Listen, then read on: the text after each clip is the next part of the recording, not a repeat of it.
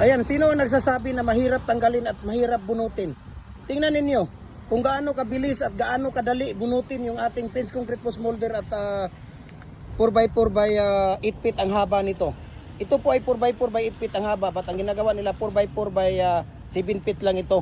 Ito ang tinatawag natin na fence concrete post molder na fix. Adjustable po siya, pwede kang gumawa dito ng 4 feet, 5 feet, 6 feet, 7 feet hanggang 8 feet. Ayan no, tingnan ninyo. Di ba? 10 to 15 minutes pwede na nating tanggalin yung molder natin, no? Dahil napakainit po ang panahon natin ngayon.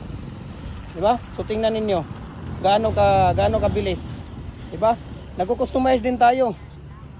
4x4 and a half by 4 and a half, 5x5, 5 and a half by 5 and a half, 6x6. Ayan. Sige. Angat. Sige. Oh, di ba? Ang bilis, ang galing. Di ba? Tingnan niyo kung gaano kagaling. Sige, yung isa dong. Di ba? So, follow na po kayo sa ating Facebook page, no? Jim Hardware Kukulamber Concrete Products Balulang Branch, Jim Hardware Kukulamber Concrete Products Sanituan Branch, Tuli and If Kukulamber, at ang ating personal Facebook account natin, Felix Tan Pagikan Jr. at saka yung ating Instagram, Felix_Pagikan 2000. Facebook account natin, Felix Tan Pagikan Jr. at saka ating YouTube channel, Jim Hardware Kukulamber Concrete Products, no? Para updated po kayo sa ating mga video. Ayan, no? Gaano kabilis. So, God bless po sa ating lahat.